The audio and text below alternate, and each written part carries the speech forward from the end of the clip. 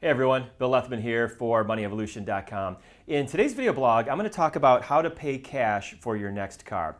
So as you might expect, your car expenses can be one of the biggest components of your budget. And if you're not careful, your car expenses can really eat into that budget and really essentially destroy that and cut into your lifestyle and cut into your ability to save money. So in case you haven't already, we have a guide on our website under the free resources section at MoneyEvolution.com. It's the Money Evolution Guide to Understanding the Total Cost of Car Ownership. And I talk about a lot of tips and strategies to help you make a more efficient car buying decision here. But a couple things I just wanted to talk about here today. Obviously, you want to be smart about your car and you want to see where those car expenses fit within your overall budget and make sure that it's not eating too much. I like to generally recommend that your total car expenses, which includes not only the payment but also your insurance, your license fees, your gas, your upkeep, your maintenance, all of that composes no more than 10% of your take-home income. If it starts getting any more than that, again, it's going to start really eating into your budget there.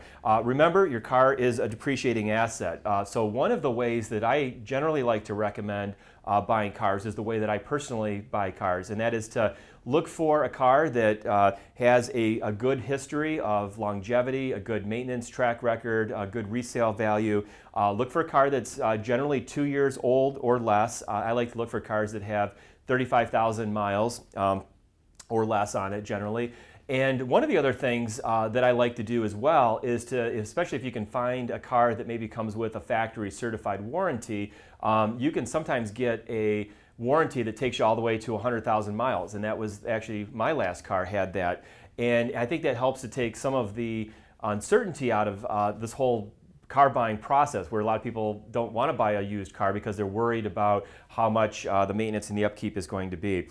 So here's my strategy basically for buying your next car completely for cash. And maybe it's not your next car, but maybe it's the car after that. So in this example here, I'm going to use a hypothetical. And let's say that you decide that a $20,000 car is the price range that you want to be at, and hopefully, again, you find a good deal and you do all your homework, and again, that's in the guide there. Let's say you put a little bit of a down payment on the car. Let's say you put $3,000 down. Maybe that's from your existing trade-in, or maybe you have $3,000 to do that, which means you're obviously going to finance $17,000. Now, according to Bankrate.com, the average loan for a used car, as I checked it here about a week ago, this is April 2017, was 4.84%. So if you got a 36-month loan, your monthly payment is going to be about $508 a month. And that's generally what I would like to see most people do, is to try to find something that's going to fit into their price range where they could pay that car off in 36 months or less.